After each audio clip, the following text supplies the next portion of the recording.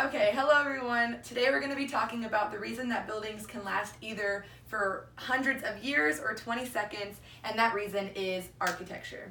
So today I want to introduce to you guys three types of architecture and just give a little bit of an overview about them. I've always really liked architecture, so I feel really connected to this topic. I have always wanted to study it, and then when I moved my sights towards engineering, I still wanted to make sure that I was in commercial or residential construction type areas just so I could still be connected to this. So the first thing we're going to talk about today is neoclassical architecture, then we're going to talk about Art Deco, and then mid-century modern, and I'll give you a little bit of overview and then some of their key features. So the first one is neoclassical. It looks like this. It was first came up about 800 to 1200 CE, and we first saw it in the Roman Empire. So the Encyclopedia on Art History claims that this neoclassicalism was supposed to represent reasoning and rationality. So they were trying to move away from a previous architecture, which was called Baroque, and it looked like this, and make things more simple and reasonable. So this was super busy. There's a lot going on in it, and they wanted neoclassical to look more refined. Around the world, neoclassical is actually the world's most popular style of architecture. It's found all around the United States, all around Europe, and Russia, and a bunch of other countries as well. So it's a pretty popular one, and it's still popular today.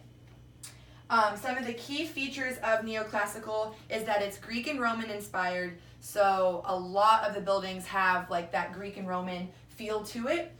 It's also large scale buildings and grand glorious buildings. You're not going to walk into a grocery store or a Target that is neoclassical. It's going to be big formal buildings. Their third and probably most important feature is columns and pillars. So everywhere if you see neoclassical, you're going to see columns and pillars like this. If they don't have it, it's not neoclassical. Around the U.S. specifically, you'll find this type of architecture in government buildings and in banks and in big museums, things like that. But like I said, you're not going to find a house really like this or, grocery shops. So moving on our timeline, we're now going to Art Deco. Art Deco came about in the 1920s, so it's really representative of the Roaring Twenties style. It actually lasted from the 1920s to the 30s, all the way to pre-war, and then once we got into World War I, they saw it more as gaudy and lavish and outlandish, so we moved on to different styles of architecture. ThoughtCo claims that Art Deco represents expression. So since it was the Roaring Twenties and there was prohibition and a lot of limits, there was also a lot of freedoms and more expressionist ideas coming out, and this is one of the architecture things that stemmed from that time period. It's in the US, it's all over, and then it's also found in some South American countries, but it's not really a worldly type architecture since it really was just kind of the Roaring Twenties feel. So some of the features of Art Deco is the geometry and the contrast with bright colors and stuff. So there are normally stepped patterns on skyscrapers. It's got really geometrically lined up stuff, but it's also got funky colors, funky patterns, things like that kind of contrast it out.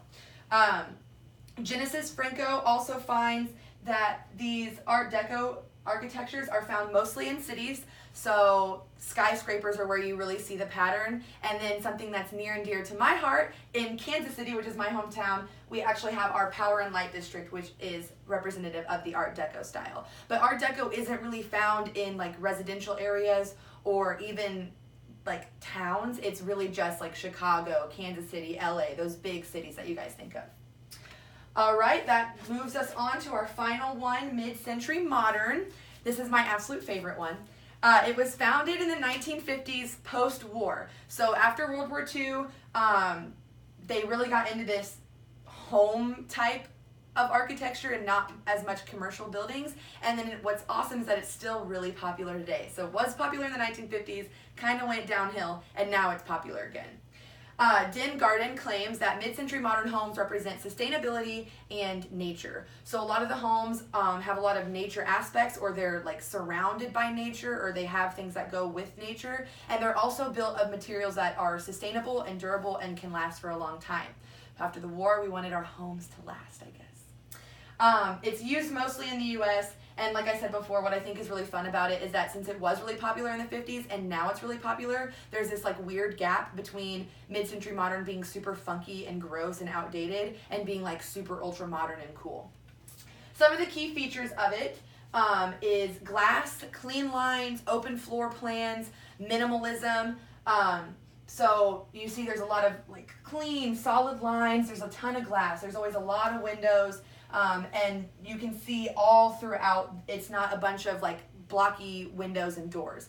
The minimalist idea is that there's not a bunch of knickknacks everywhere. There's not a bunch of design. The design is all really in how like the buildings are structured. Also, the nature aspect. So a lot of mid-century modern homes are built around nature, or they have that greenery wood type stuff in it. And then finally, the strong material. So they're all made to last. And like I said before, mid-century modern is really just found in residential areas. So while the other types of architecture is more commercial, these ones are just basically homes. So you don't have your grocery store that looks like this. Your bank doesn't really look like this. They may look like it on the interior with mid-century modern like interior design, but as architecture goes, you're not finding that. Okay, well that concludes my little rundown of the 3 types of architecture. They all have something super cool, and you can find them anywhere in the United States. So I hope you learned a little bit about their history, their key features, and where you can find them, and you can look out for them anytime you're on a road trip or just out and about. Thank you.